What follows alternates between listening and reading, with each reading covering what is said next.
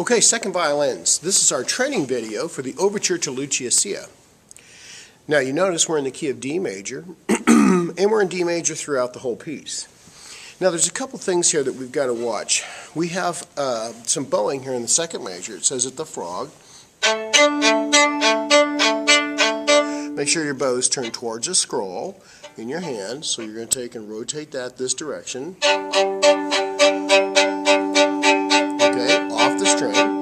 Not a great big bounce, just a nice, light, gentle separation there. Okay, and we also have some abbreviations. Like the measure before A, you have two lines through the stem of the note. That just means to play those as 16th notes, just like the measure 9. Okay, so that's an abbreviation for 16th notes. Okay, at letter A, we have a rhythm there. That is a really fun rhythm. It's going to add a lot of interest to this song, but it's one and four and one and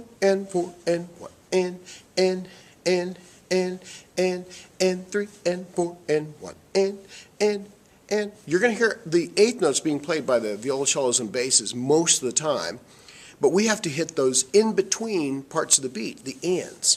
Okay. Letter C, this part's divided. It could be played as double stops, but it's divided. And you notice at 24, there's another abbreviation. Now, there's actually an extra abbreviation there that they really didn't need to put, but that's those 4 dots, and those are going to be played. You notice there's just one line through that half note there. Okay, so that means you're going to be playing an 8th note. Okay, not a 16th because of the bars, 2 bars for 16ths, 1 bar for 8th. Okay. Now, letter D, you can play this in first position, but I would highly suggest you just jump up to third position, okay, so you don't have to fight that string crossing, and you can get that C sharp in tune better.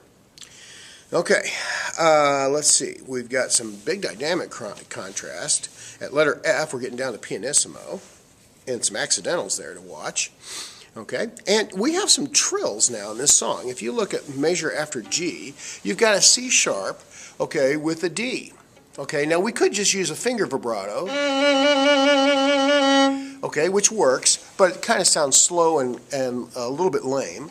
Okay, but if we take our little finger and just place it right there and use our vibrato to manipulate that, way better. Okay, so you might want to experiment with that. I think you'll really enjoy that and find that it works beautifully and sounds way better. Okay, let's see here. We've got some more bow lifts after trills down there after K. Some more accidentals down there at M. Okay, let's see. Just kind of looking through here and trying to notice anything. A little bit of half position there at T. Okay, so you don't have to slide that first finger back and forth, so you don't get this meowy, whiny sound, but it's nice and clean, sort of a chromatic fingering there. Okay, to watch, which means you're going to just take your first finger, okay, instead of doing that kind of thing, which generally doesn't get very clean. Okay, so, excuse me, the tempo on this is really, really quick, but we're going to take this a nice working speed to get it under our fingers first, and then we can always worry about the tempo or, increase the tempo as we go. So here we go. About 1, 3, 4. Retake. 2.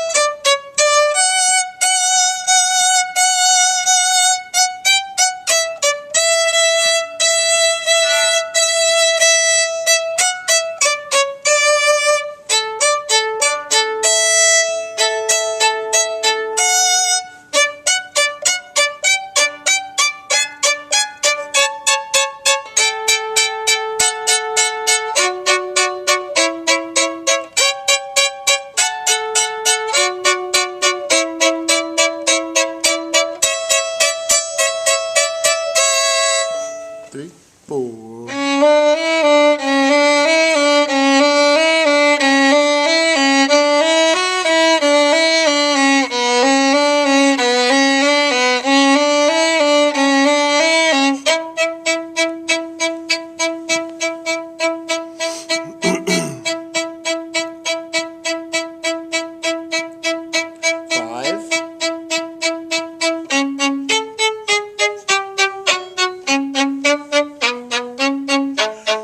Whole step third finger here.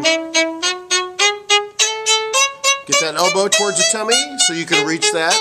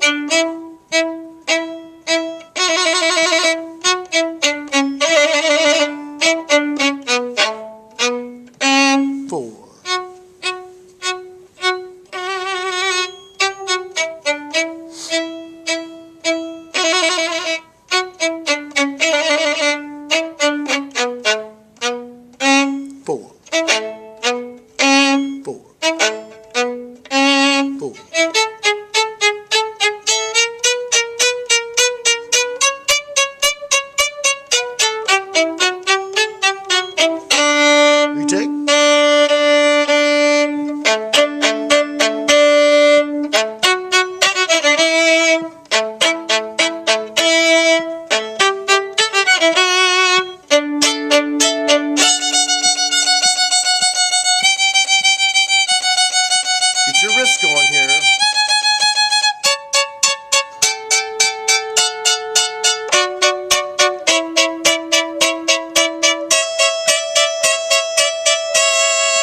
Three, 4.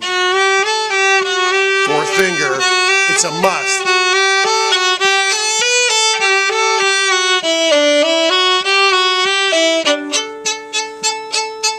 Q. 2. 3, 4. Here we go, letter R.